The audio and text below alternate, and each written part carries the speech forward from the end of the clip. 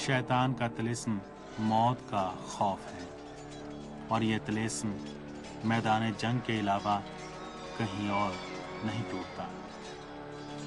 मर्दाने हक को गैर खुदा का खौफ नहीं है, और अगर इस बात को मैदान जंग में ना आजमाए तो ये खोखली बातों के सिवा कुछ नहीं है।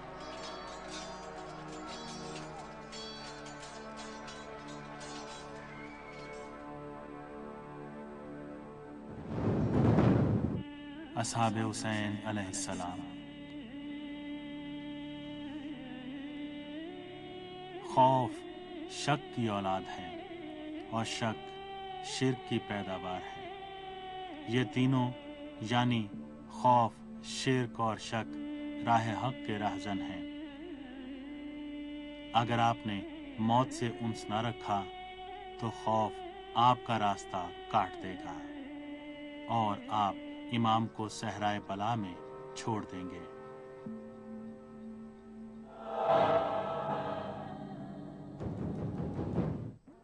अब्दुल्ला बिन उमैर कलबी।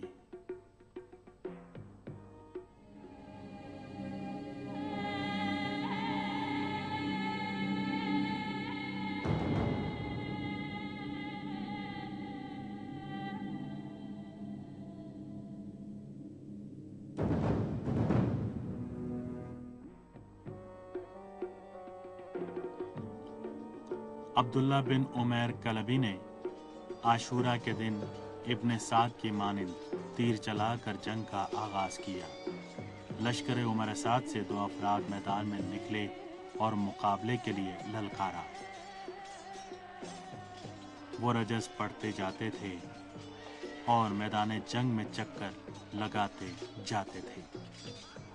हबीब इब्ने मज़ाहिर और बुरैर खुज़ैर अपनी जगह से उठे। इमाम ने फरमाया, तुम बैठ जाओ।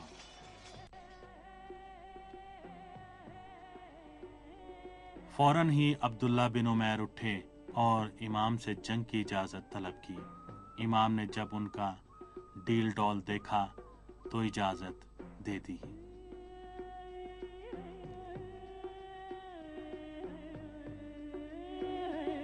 उनका रंग गंदुमी, कद ऊंचा, बाजू मजबूत और शाने चौड़े थे।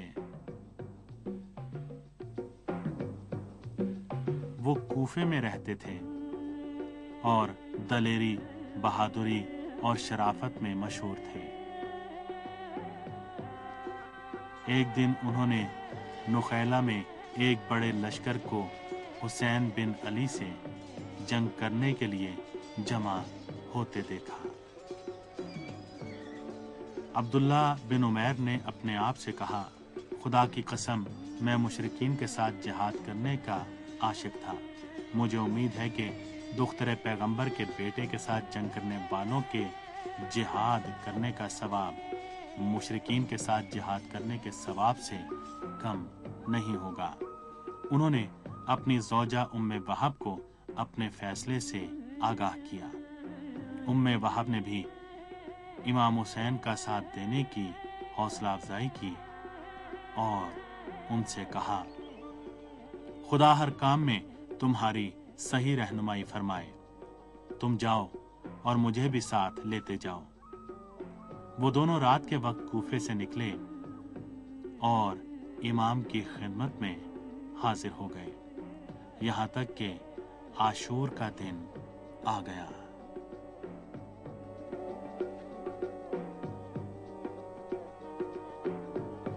लश्कर आदा हैरानी से उनके कदकाठ को देख रहा था। इमाम ने फरमाया, ये दोनों को कत्ल कर देगा। अशकिया ने पूछा, तुम कौन हो? तुम्हारी नस्ल और नसब क्या है? हम तुम्हें नहीं जानते। ज़ुहैर बिन कैन या हबीब ने मज़ाहिर मुकाबले पर आए।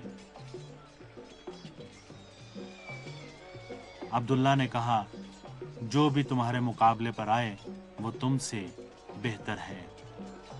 ये कहकर उन पर हमला किया और जंग शुरू हो गई। वो मर्दाना वार लड़े। इब्ने साद के गुलाम यसार को वासिले जहन्नम किया। ابھی یسار سے برسر پیکار تھے کہ سالم نے چھپ کر ان پر تلوار کا وار کیا۔ عبداللہ نے ہاتھ سے یہ وار روکا جس سے ان کی انگلیاں کٹ گئیں۔